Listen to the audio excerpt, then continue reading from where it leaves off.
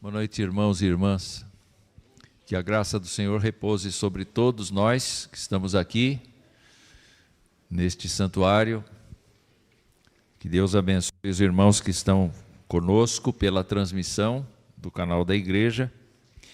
E eu quero dizer aos irmãos que Deus colocou no meu coração o desejo de falar daquele salmo que o presbítero Gilson citou logo no início.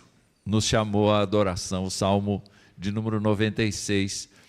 E como ele já pregou, eu posso me sentar agora, porque ele falou com idoneidade acerca da palavra de Deus e foi bastante eloquente na forma como ele transmitiu a mensagem do Salmo 96. Eu queria lembrar que o Salmo 96, e você pode abrir a sua Bíblia novamente ali, o Salmo 96 não é de Davi, não pode ser talvez atribuído a Davi por uma razão simples. Embora Davi estivesse presente no evento da introdução da arca, uma ocasião memorável que está registrada em 1 Crônicas 16,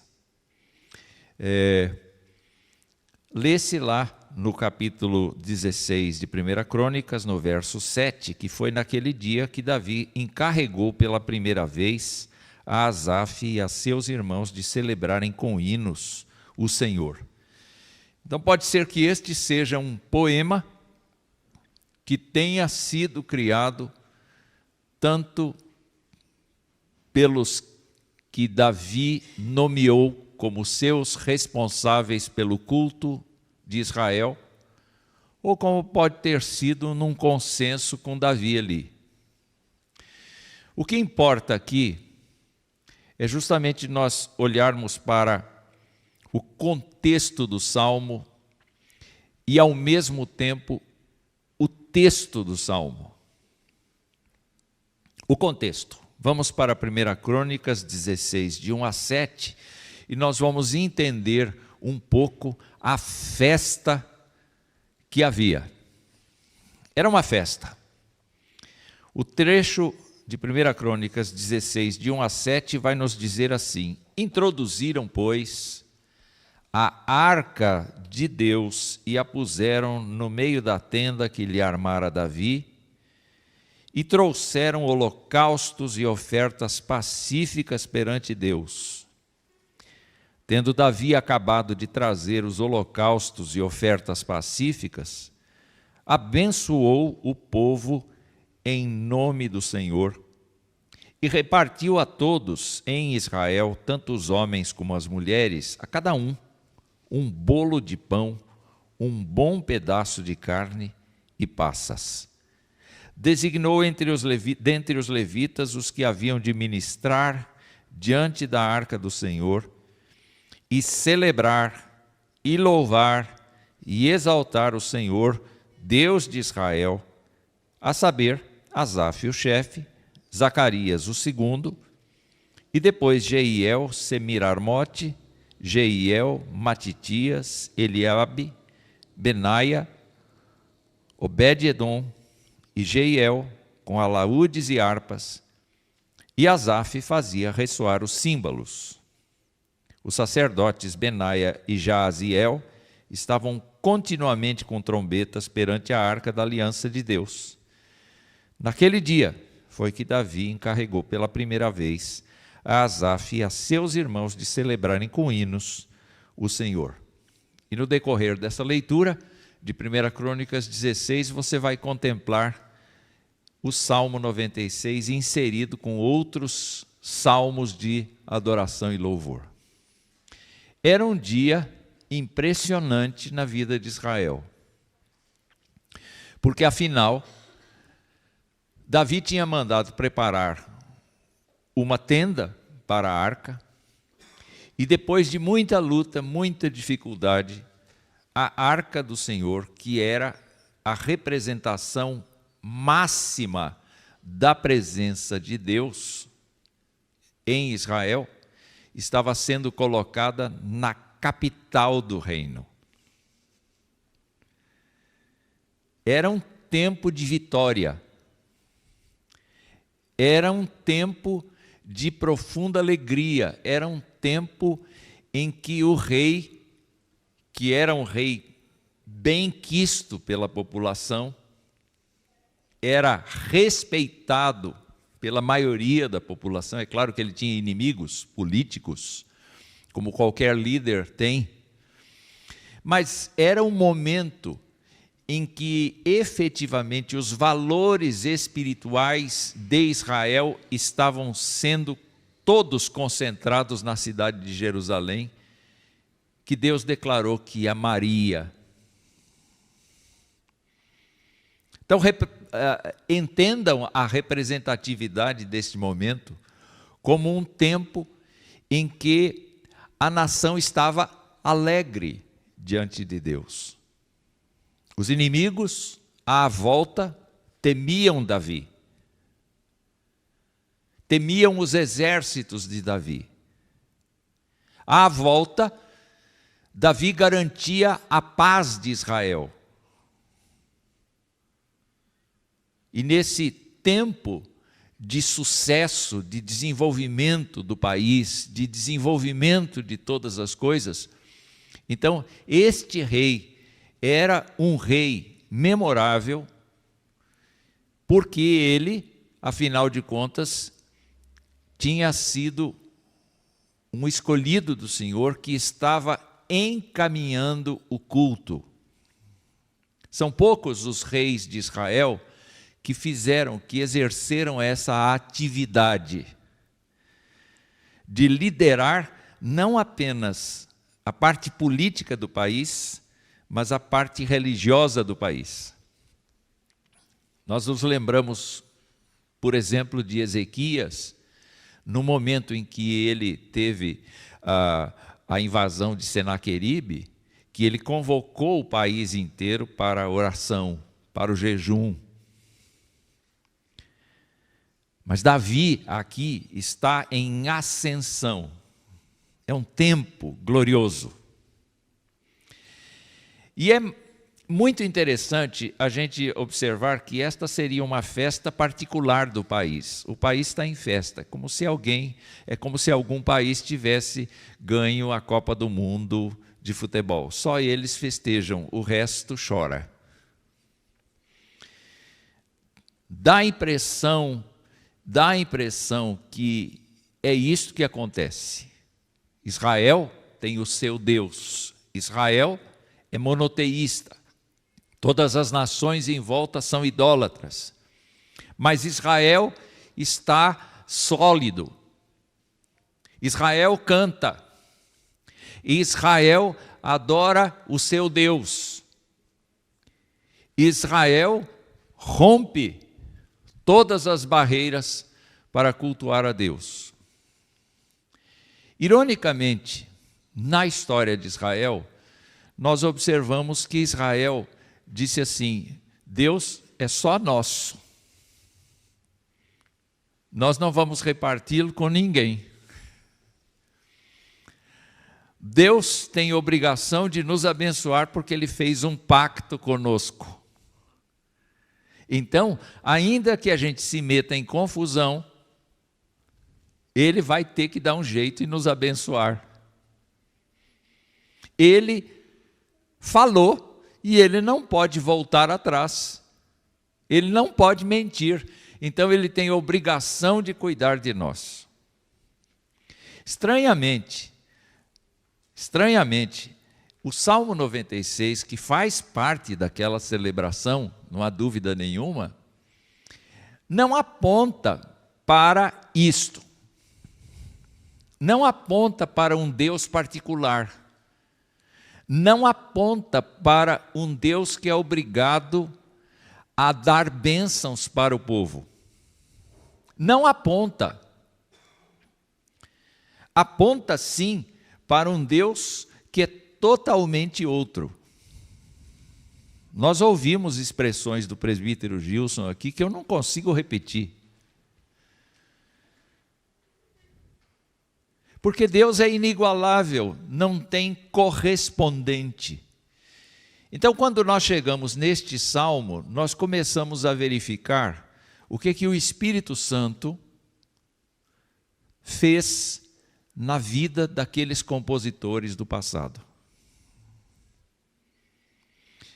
Em plena festa de Israel, os compositores do salmo anunciaram a universalidade da mensagem de Deus para todas as nações. É muito interessante isso.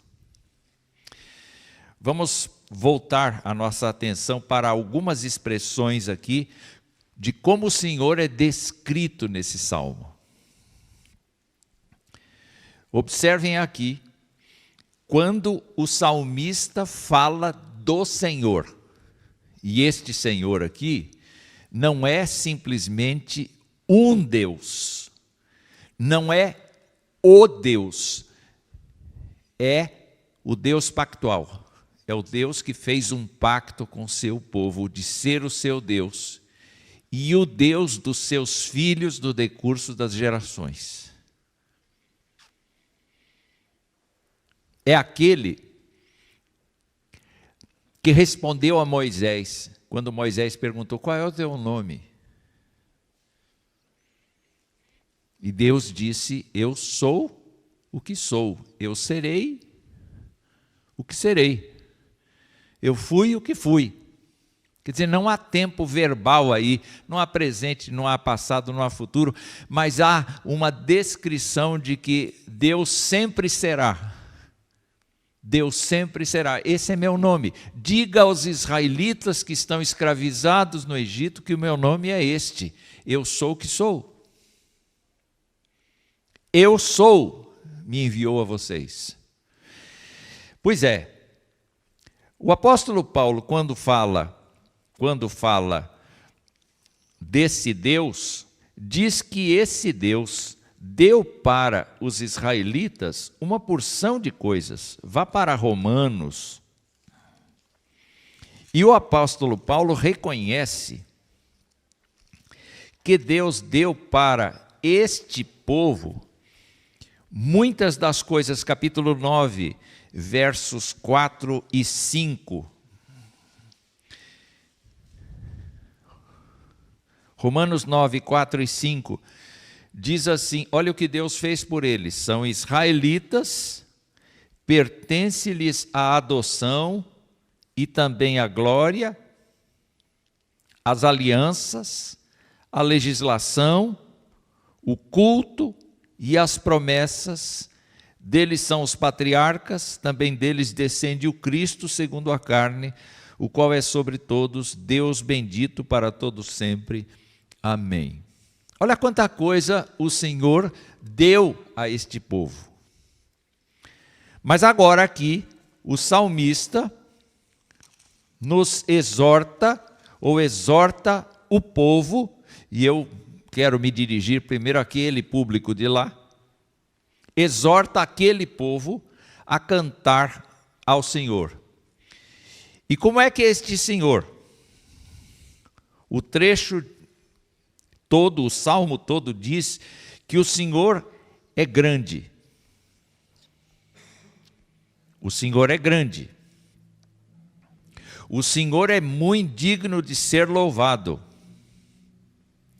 O Senhor é mais temível do que todos os deuses. Tudo isso está no verso de número 4.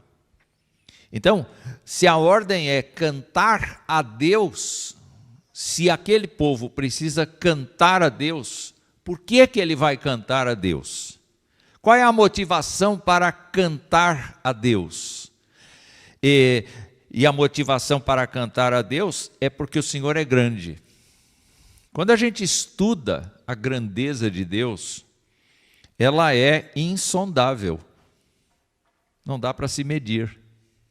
Hoje, nós sabemos muito mais acerca do firmamento, acerca das constelações, acerca de todos os corpos celestes, por conta dos aparelhos que nós criamos. Mas nós temos que assimilar a ideia de que o Deus de Israel é maior do que tudo isso.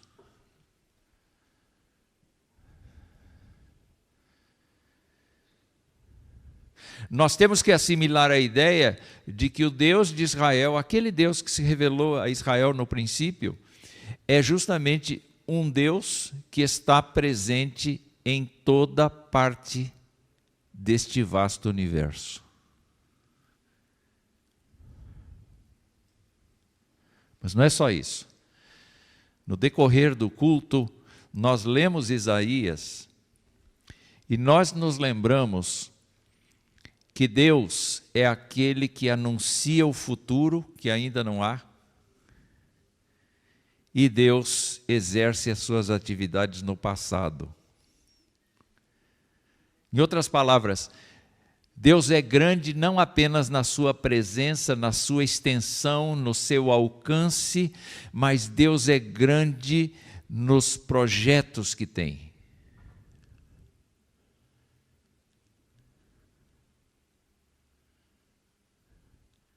E ele foi revelando os seus projetos. Só que ele disse para Israel: eu não quero que isso fique só com vocês. Eu quero que vocês saiam de vocês mesmos e vocês publiquem isso para todo mundo. Vocês não podem ficar só com esta revelação para vocês. Vocês têm que repartir essa revelação com todas as pessoas das nações. É estranho a gente pensar nisso, porque o povo de Israel pensava: Deus é só nosso. O Jonas, por exemplo, o profeta Jonas, imaginou que Deus ia até o limite da fronteira. Porque ele disse assim: Deus me mandou para Nínive, mas eu vou para Jope, e lá não vai ter problema, porque Deus não vai me encontrar lá.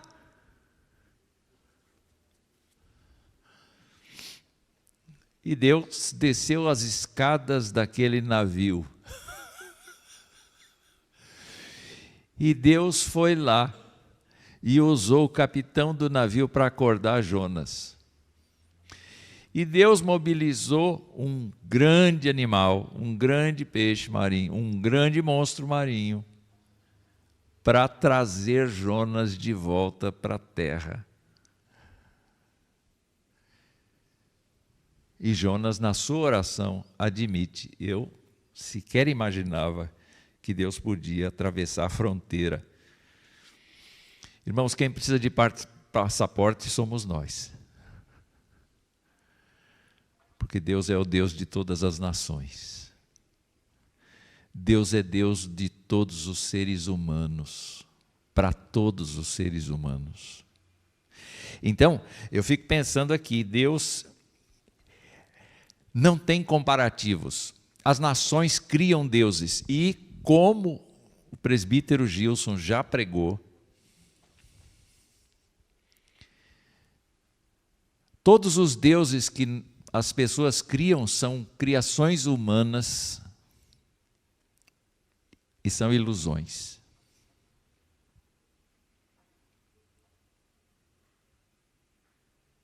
Então você pode imaginar todo o esforço que os humanos fazem para manter religiões e todo o esforço que os humanos fazem para acreditar nessas coisas. Há um jogo de palavras nesse salmo aqui, porque deuses dos povos, diz o salmo, que eles não criaram nada. O Senhor criou tudo. Por isso o Senhor é digno de ser louvado. Por isso o Senhor é digno de ser exaltado. Nós temos um motivo muito claro para adorar a Deus. Porque esse Deus criou todas as coisas. Esse Deus nos criou. Mas esse Deus nos salvou. Esse Deus nos comprou para si. Nós devemos a nossa vida a Ele.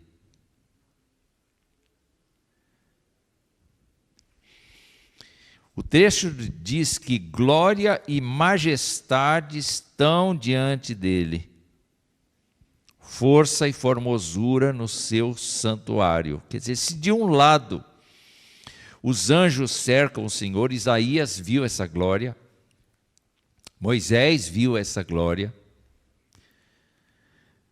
João, no Apocalipse, viu essa glória. Essa glória é retratada por eles de uma maneira antropomórfica, de uma maneira assim que nós possamos entender. Mas eu fico tentando imaginar como seria a presença do Deus Altíssimo, como seria o trabalho dos anjos que cercam o Senhor, como seria aquele povo que em Cristo Jesus já partiu deste mundo para a eternidade e que estão sofrendo, vamos dizer assim, no sentido contrário, usufruindo, melhor a palavra, usufruindo da graça de Deus, da presença de Deus, do cuidado de Deus, do consolo de Deus, da orientação de Deus, até o dia da volta de Jesus Cristo. Como é esse ambiente? É um ambiente de glória, é um ambiente de grandeza, é um ambiente de adoração, é um ambiente perfeito. Só não é completo ainda, porque Jesus Cristo não voltou e não ressuscitou os salvos. Mas você pode imaginar quem está lá. Quem sabe o seu pai, quem sabe a sua mãe, que confessou a Jesus como seu Senhor e Salvador em vida, estão no consolo, na graça do Senhor naquele instante. E Deus está fazendo a sua obra. Assim como Deus falou do passado e tratou do passado, Deus está fazendo a sua obra para o futuro. Deus está preparando, Jesus está preparando um lugar para nós. O trecho diz no versículo 10 que o Senhor reina. Ainda que a gente não veja muita coisa que o Senhor está fazendo, porque essas boas notícias não se divulgam, só se divulgam as intrigas dos homens, só se divulgam as más notícias, só se divulgam as coisas desonestas que o homem oferece para si mesmo, para se enganar. Mas há sempre boas notícias e a palavra de Deus diz que reina o Senhor.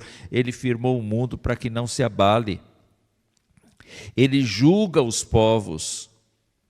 Então, o salmista está dizendo que ele vai julgar o mundo com justiça. Ele tem poder para julgar, ele tem autoridade para julgar e ele julgará cada pessoa. Tudo isso faz parte da personalidade do Senhor cantada no Salmo. O fato dele ser grande, o fato dele ser mais temível do que qualquer expressão de deuses, de ídolos. Ele é o construtor dos céus, do firmamento e também do mundo espiritual. Ele tem glória, ele tem majestade, ele tem força, ele tem formosura, ele tem expressões de adoração que não partem exclusivamente dos humanos, mas também dos santos anjos. Ele firmou o mundo não se abala graças à sua intervenção constante, ele julga os povos, ninguém sairá deste mundo impune das suas atitudes. Ele também julga o mundo com justiça, ele é fiel aos seus. É isso que aquele povo cantou naquele dia, naquele tempo. E é isso que a gente deve cantar. A gente deve cantar ao Senhor. A gente deve cantar ao Senhor. Mas eu vejo aqui, num segundo momento, o discurso do Salmo dirigido às pessoas. O Salmo falou de Deus, como Tudo isso que a gente já disse, somado ao que o presbítero Gilson já disse também. Mas agora nós vamos ver os verbos utilizados para nós. Os verbos utilizados para o povo daquela época e para a igreja hoje. Primeiro verbo: cantai ao Senhor um cântico novo. Não é uma música nova a cada culto.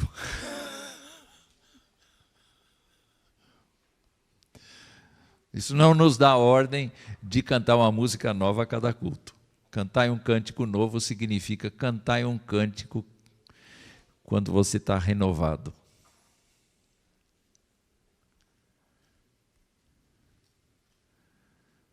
O que quer dizer? Quer dizer que não é cantar por cantar. O povo de Deus canta.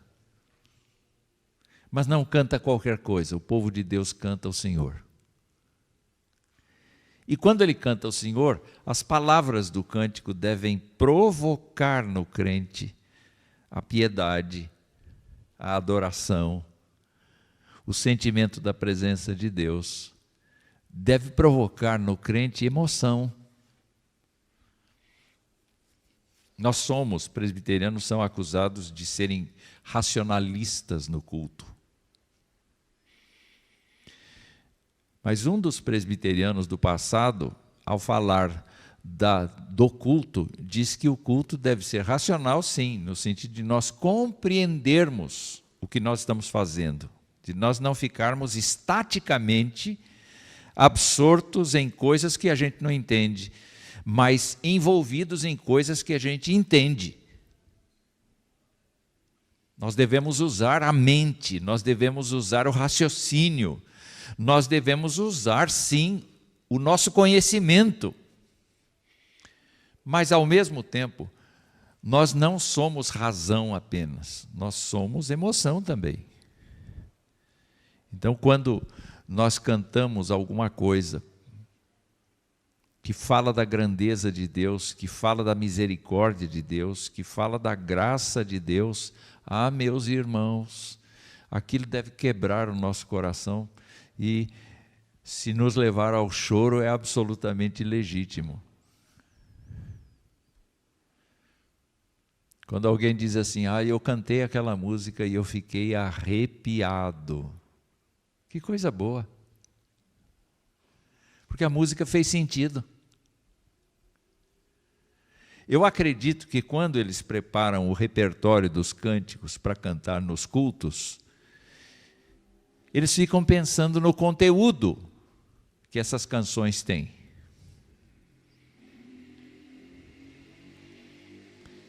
E eu fico também pensando que é necessário sempre a gente ter um certo critério para cantar.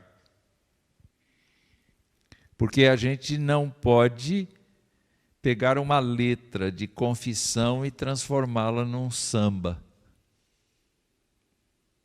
Porque isso não condiz com o Espírito. Ora, nós vamos confessar pecados. E quando a gente samba, a gente se remexe. E a gente está feliz da vida se remexendo. Não tem sentido. Mas se a gente disser assim, eu quero me alegrar diante do Senhor. Se você sentir vontade de remexer, faça isso. Mas não exija que o outro faça. E ninguém se escandalize com ninguém. Eu tive um caso muito interessante no passado. Um crente chegava na frente do grupo de louvor e disse assim, irmãos, eu quero que todos batam palma.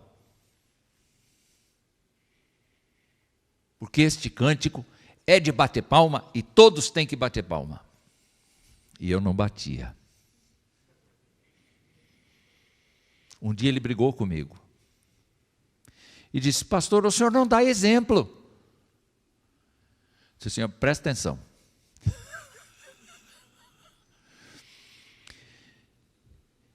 Eu não consigo bater palma nem parabéns para você. Eu tenho vergonha. E naquela época eu tinha mesmo. Não sei se agora eu continuo com vergonha de bater palma na igreja. Mas eu tinha vergonha de bater palma. Eu não fui acostumado. Tem gente, e eu vi aqui hoje, gente balançando o corpo quando cantava.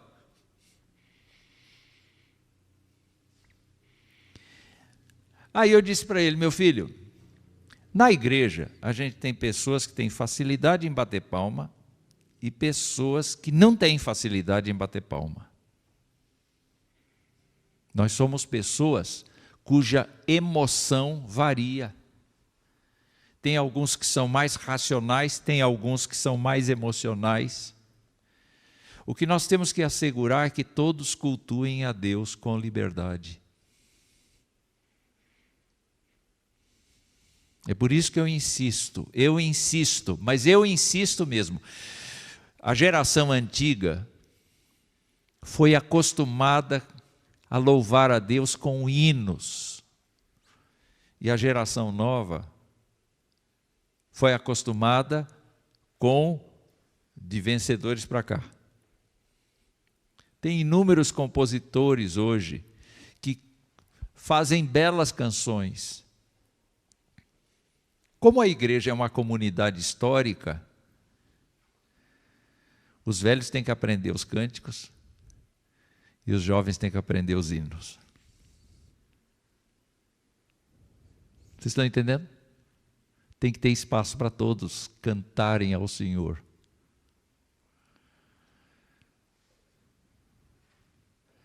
E quando nós cantamos para o Senhor, nós precisamos sim deixar que o Espírito de Deus nos comova.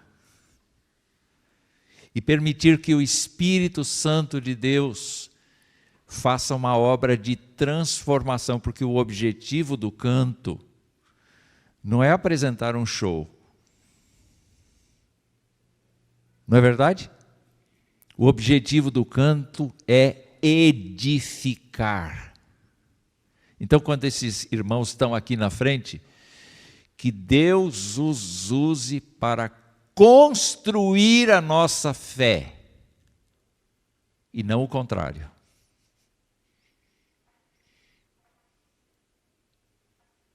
Nós não estamos aqui para shows, nós estamos aqui para cantar ao Senhor um cântico que renova a nossa disposição de servir o Senhor. E é muito sério, porque Deus anota cada palavra. Você falou isso no cântico. Agora você tem que fazer. Então, quantas vezes a gente canta assim, te amo, Senhor? Não falamos isso? Na canção não falamos isso? Te amo, Senhor. Deus não leva isso a sério?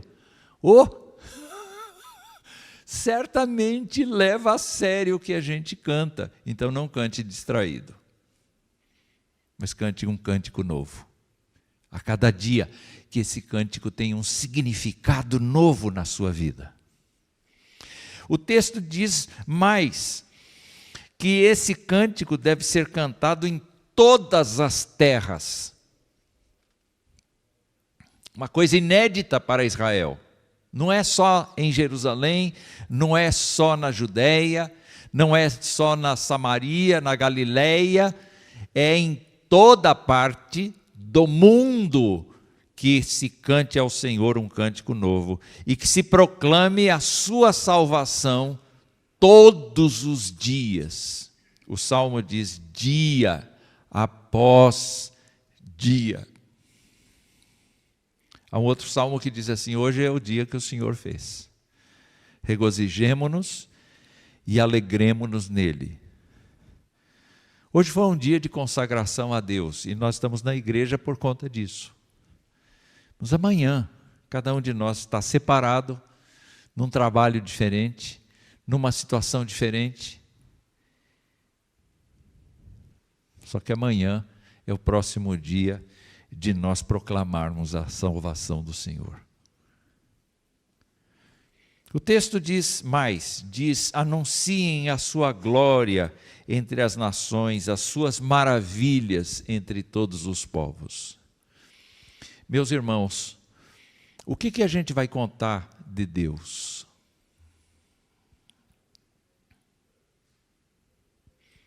Que Deus é bom para mim? Seguro, estou contente, eu vou, Deus é bom para mim? Só isso? Não. Na verdade, Israel tinha que contar, e isso está, por exemplo, em Isaías 43. Abra lá a sua Bíblia em Isaías 43.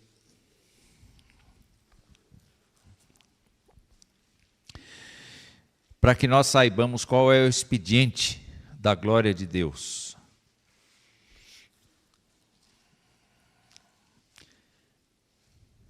Capítulo 43, versos 10, 11 e 12. Dá para ler junto comigo? Vós sois as minhas testemunhas, diz o Senhor, o meu servo, a quem escolhi, para que o saibais e me creiais e entendais que sou eu mesmo, e que antes de mim nenhum Deus se formou, e depois de mim nenhum haverá. Eu sou o Senhor, e fora de mim não há Salvador. Eu anunciei salvação, realizei-a e a fiz ouvir. Deus estranho não houve entre vós, pois vós sois as minhas testemunhas, diz o Senhor, eu sou Deus. Eu anunciei salvação. Agora vamos para 1 Pedro, o capítulo 2, aqueles versos clássicos que nós conhecemos, para ver que anunciar a glória do Senhor, na verdade, é definido como anunciar as virtudes de Deus, capítulo 2, versos 9 e 10. Vamos lá? Vós, porém, sois raça eleita, sacerdócio real, nação santa, povo de propriedade exclusiva de Deus, a fim de proclamardes as virtudes daquele que vos chamou das trevas para a sua maravilhosa luz.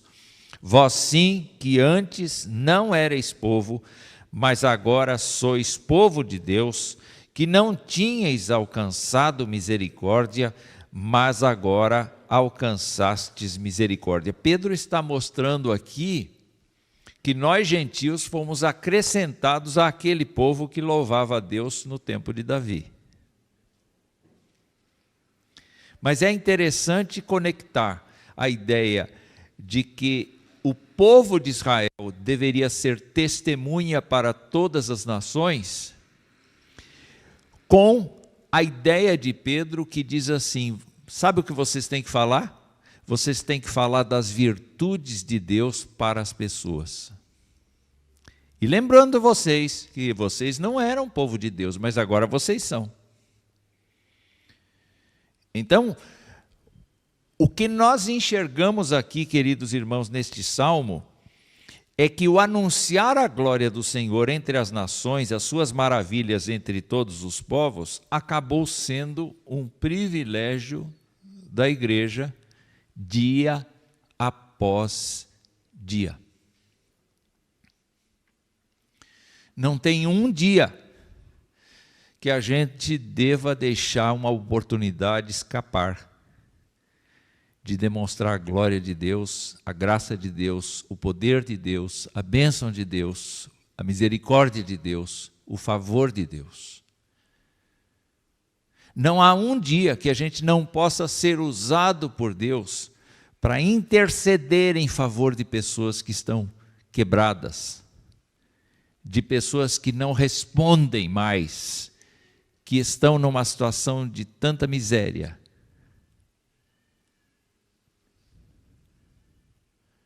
Não há um dia em que a gente possa descansar desse expediente. É por isso que quando o salmista diz assim, cantai ao Senhor um cântico novo, de maneira renovada, proclamem a sua salvação dia após dia, anunciem a glória de Deus entre as nações e as suas maravilhas entre todos os povos, aí ele começa a dizer a todo mundo, não apenas aos judeus, mas ele diz no Salmo o seguinte: tributai ao Senhor, ó família dos povos, tributai ao Senhor glória e força, a glória devida ao seu nome. É o que nós estamos fazendo aqui hoje. Nós estamos tributando a Deus a honra que Ele merece. Nós fomos alcançados e o nosso papel é repartir isso com o nosso próximo. Ele diz mais: tributai ao Senhor glória e força, a glória devida ao seu nome, trazei oferendas e entrai nos seus átrios. E eu fico pensando assim, bom, chegou a hora de falar de dinheiro. Não quero falar de dinheiro. Mas eu quero falar de nós entregarmos a nossa vida em culto racional a Deus. E, consequentemente, tudo aquilo que nós temos, com a consciência de que o Senhor é quem nos dá tudo que nós temos. Sabe?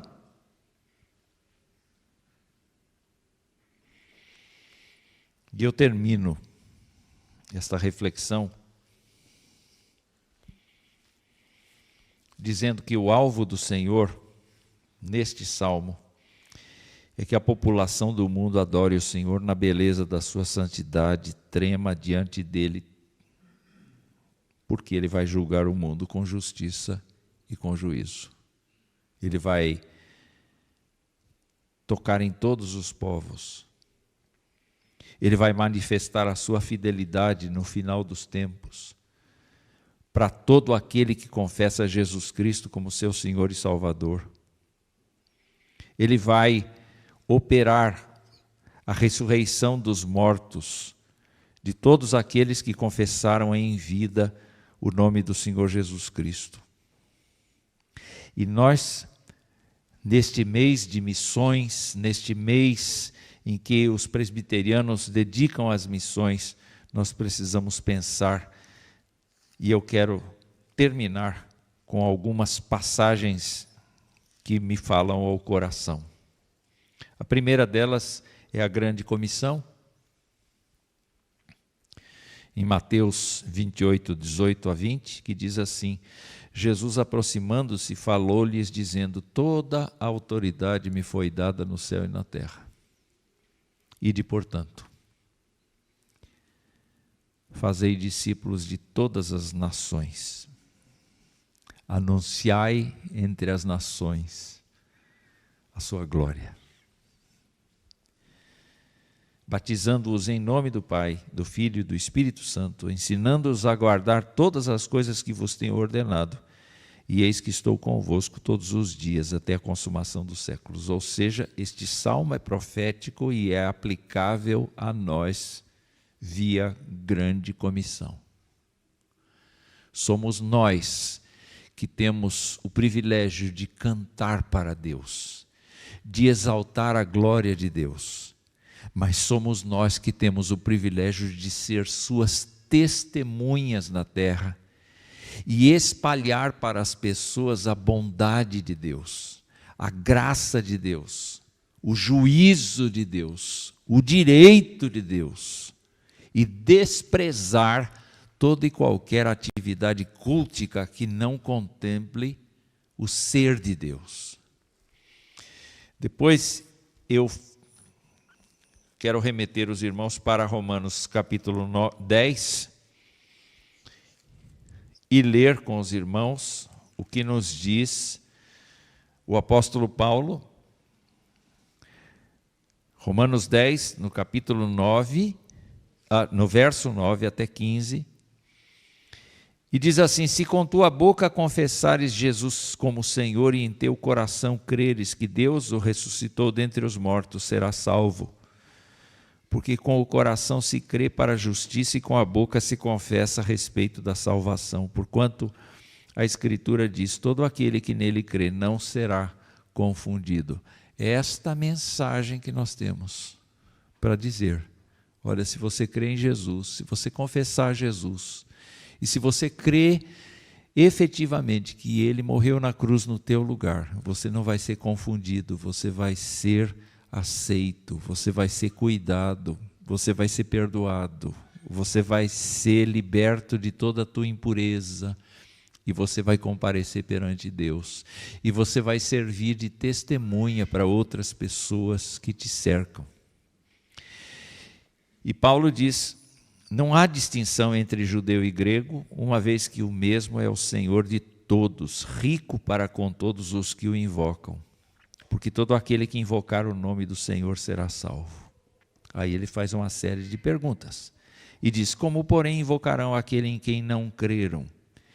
E como crerão naquele de quem nada ouviram? E como ouvirão se não há quem pregue? E como pregarão se não forem enviados? Como está escrito: quão formosos são os pés dos que anunciam coisas boas. Quando a gente canta ao Senhor, quando a gente tributa ao Senhor glória e força, quando a gente exalta o Senhor no cotidiano da nossa vida, quando a gente se reúne em culto e a gente respeita os irmãos e a gente se emociona com os irmãos daquilo que está sendo elevado para o trono da graça, nós estamos prestando, claro, o nosso culto, mas nós estamos nos abastecendo para sair daqui e ser testemunhas da glória de Deus. O que nós temos para contar para as pessoas, para os nossos vizinhos, para os nossos amigos, para as pessoas que nós amamos, é a respeito da glória de Deus e da sua misericórdia. E não há limites para esse testemunho. Você não tem cota para preencher. Cada dia é um dia novo. E uma boa oração seria: Senhor, neste dia, prepara aqueles que vão me ouvir falar da tua grandeza. Prepara aqueles que vão aceitar Jesus neste dia, por meu intermédio. Senhor, prepara o meu espírito para aguentar a zombaria dos outros, mas continuar perseverante, declarando a tua glória para quem queira ouvir. Me ajuda a ter um espírito de testemunho, porque é isso que Jesus quis para mim. É isso que eu devo fazer. É isso que eu devo viver. Este é o meu ministério pessoal. Eu não preciso ser pastor para fazer isso. Eu sou um crente, mas eu sou um crente no Deus glorioso, no Deus grande, no Deus insondável, no Deus maravilhoso, no Deus perdoador, no Deus sustentador, no Deus justo, no Deus maravilhoso. Baixe a sua cabeça nesse instante, faça a sua oração particular.